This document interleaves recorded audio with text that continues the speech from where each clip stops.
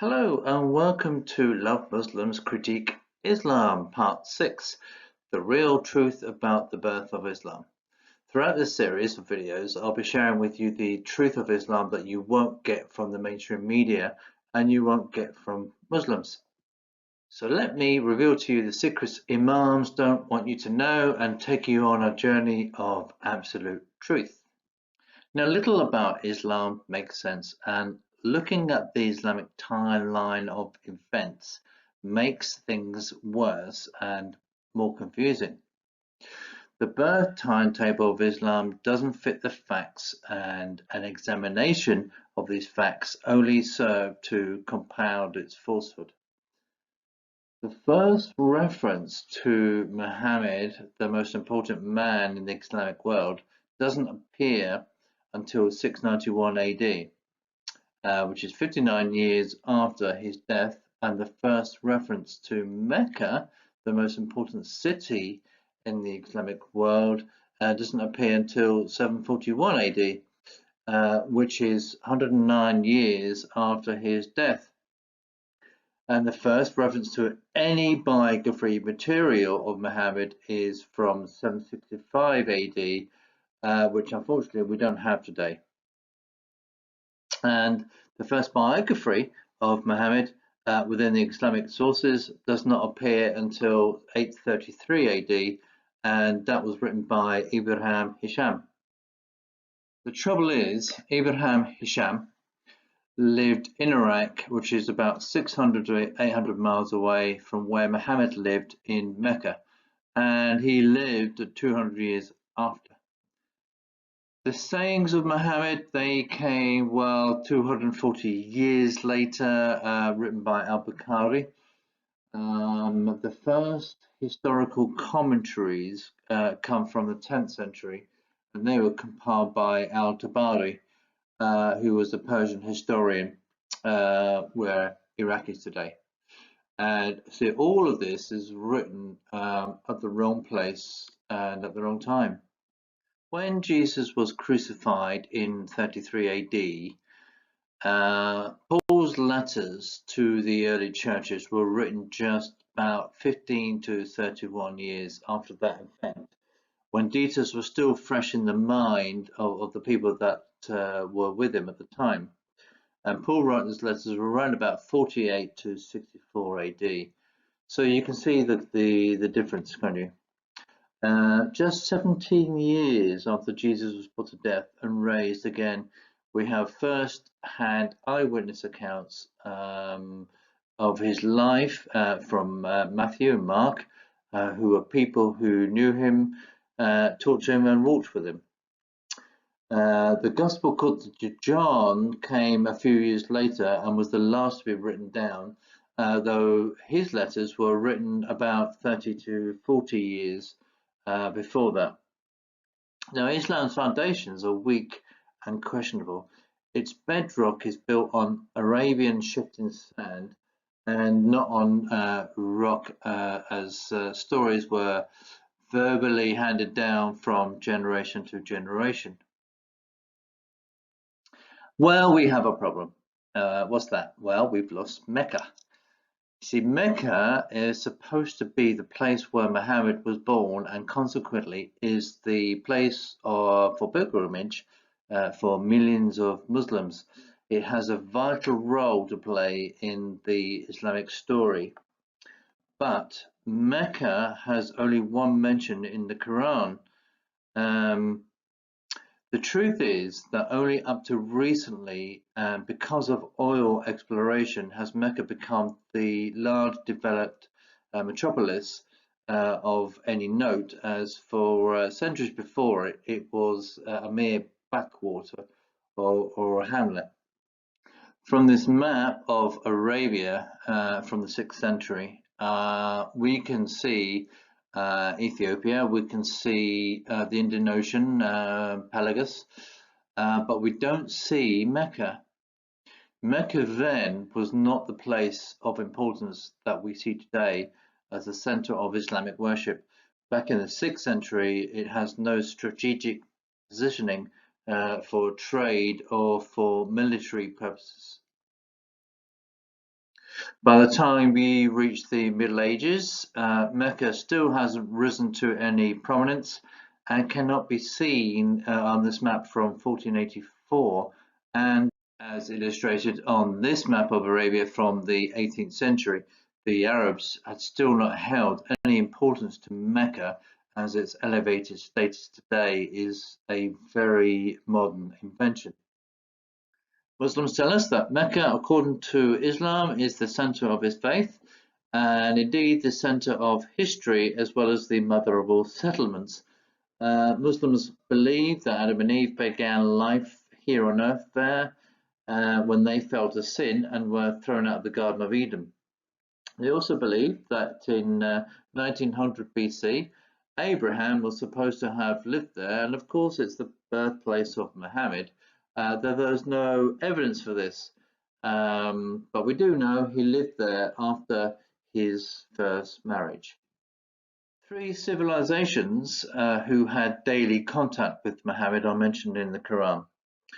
The people of Ad are referenced 23 times, and they come from Petra in Jordan today, which is 60 miles north of where the people of Thamud came from, and they morphed into the people of the Nabateans, and they are referenced 24 times and come from Elah, or modern day Eilat, which is in Israel. Wage is 250 miles north of where the Midianites come from, and they're referenced 7 times in the Quran, and they come from Tamar, which is in the Nafud desert. Now, all those civilizations are about 400 to 650 miles north of Mecca and are noted for their significance to pre-Islamic history, and they're all places mentioned on the pre-Islamic trade maps of the 6th and 7th centuries. Petra, Eilat and Tamar can be seen on this pre-Islamic Nabatean trade route map, and the first thing to notice is the absence of any sign of Mecca, as it was not a relevant trading hub and not on any trade route at the time, and it was then, at the time of Muhammad, just a place of insignificance. Out of all the places mentioned in the Quran, Mecca is only mentioned once. It's a hugely curious thing that Mecca is handed such a high gravity of relevance and significance in Islam. It is supposed to be the center of history, I mentioned that before, and where Muhammad, Muslims tell us, was born. Yet there are maps going back to Muhammad's time that don't even hint at its existence. Not surprising, as Mecca was nothing more than a backwater with little historical value. There are a lot of indications in Islamic text to another place, but not mentioning Mecca by name, that suggests it holds a greater priority with Islam, that Muslims point to as being Mecca, and it's called Mecca. And there are many descriptions of a place where, according to the Quran and other Islamic teachings, Muhammad is from, and that place is presumed to be Mecca, but the descriptions of this place in the Quran does not resemble Mecca.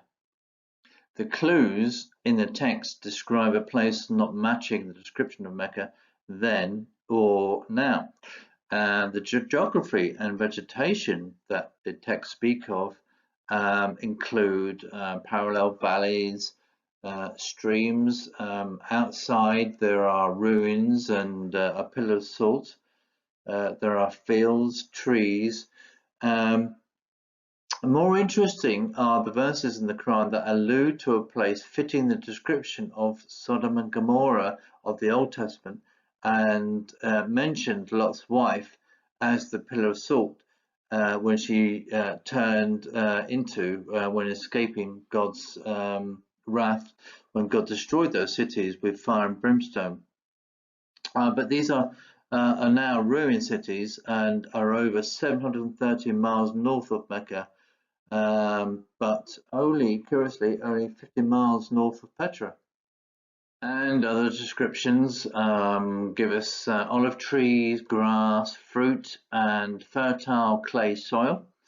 And none of these is in Mecca, nor is the description of mountains overlooking the Kaaba. So consequently, we've lost Mecca and we've lost Muhammad.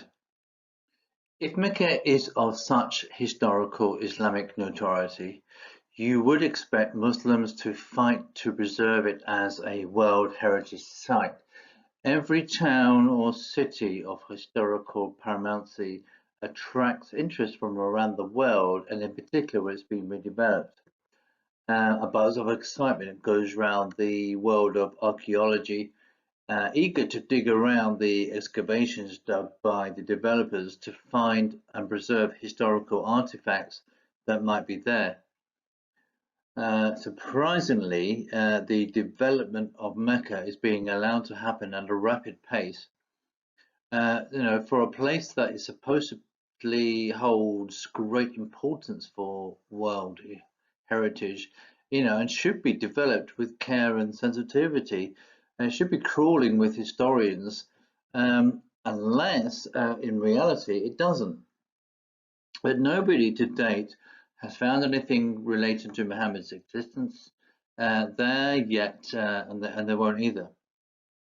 It could be the Saudi authorities want to hide this fact and disguise Mecca's lack of historical importance by pressing ahead on its drastic makeover and covering the evidence of the lack of evidence. Now, the picture there shows Mecca's ongoing development. And as you can see from the cranes in the foreground, in the center is the Kaaba, and just behind that is the world's largest clock face, designed to replicate and surpass Elizabeth Tower in London, commonly known as Big Ben. And also interesting, to the left of the center is what is supposed to be the birthplace of Muhammad. And where is it now? A building that should be of the highest preeminence and historical supremacy is being demolished and replaced by developers. As we can see from this model plan of the development drawn up by the architects. So, well, if not Mecca, then where? Right. Every mosque must have a direction of prayer called a Qibla. The Qibla tells the worshipper which direction to pray in. Okay, so every mosque doesn't need to face Mecca, but every Qibla within it does. So it's very important. So you go into a mosque and you see the Qibla and you say, well, over there's the Qibla, so there is that's facing towards Mecca, so I'm going to pray towards that, right? Okay, so it's very important for Muslims. It's so important that when they're traveling, they always have to have be aware of the direction of Mecca in which to pray. Okay, so every Qibla is facing Mecca, right? Wrong.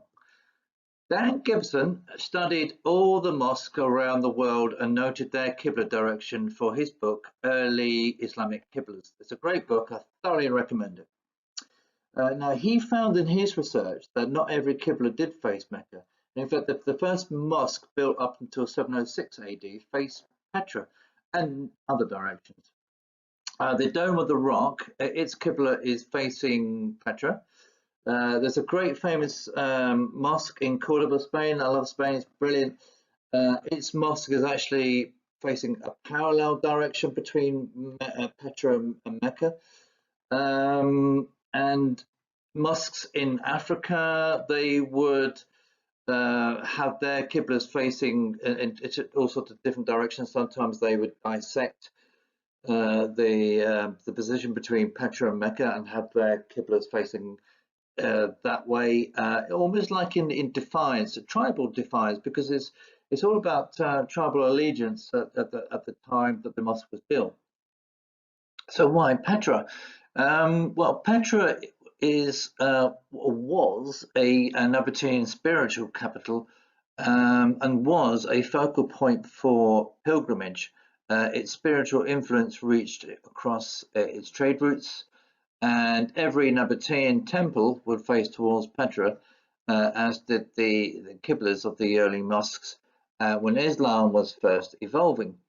Nabateans, they're people who were a tribal conglomerate whose empire stretched from what we would call today North Saudi Arabia, through Jordan, Israel, and up to Syria.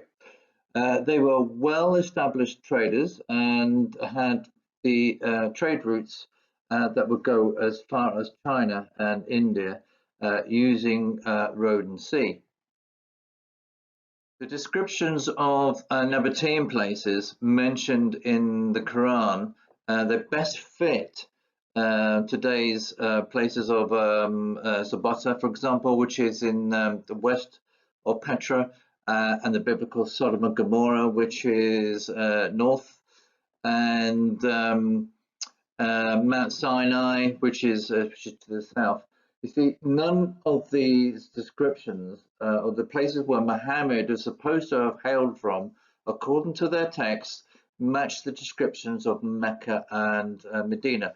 They more match the places I just mentioned. So Petra, which is in Jordan, see, it fits the geographical descriptions in Islamic texts almost perfectly, and they had at the time the vegetation to match. So Petra is served by a stream, and recently archaeologists have discovered cisterns and dams and water storage facilities to create an oasis, which would facilitate the type of vegetation described in the Quran as to where Muhammad come from. And descriptions such as this that we find partly in Surah 774. And remember, when he made you successors after the ad and settled you in the land, and you take for yourselves palaces from its plains and carve from the mountains homes. And you can see that that's what we get in Petra, a place that has tall mountains overlooking the Kaaba, and that's another description in Islamic texts. At its peak, it was a vibrant, self-sufficient trade hub, and it was about 50 miles from the ruined cities of Sodom and Gomorrah mentioned in the Bible. Remember those? That's where Lot's wife turned into a pillar of salt. You can see her in the picture there. Is that really her? Oh, I don't know. You tell me. But nevertheless, look. Altogether, it's a closer match to the Islamic description of Muhammad's birthplace than Mecca. And you know, Nabatean culture does lend itself to Islamic culture. So it looks like we found Muhammad. Hooray! 600 miles away from where Muslims tell us he should be, but never mind, we found him anyway. And I hope you have enjoyed this 6th episode, The Truth About the Birth of Islam. In the next episode, I will be revealing more truths of how Islam really started. So please subscribe to this channel for some more surprising truths of Islam that you just won't get from the mainstream media, and you will hear it first on this channel. For the meantime, I'll say bye for now.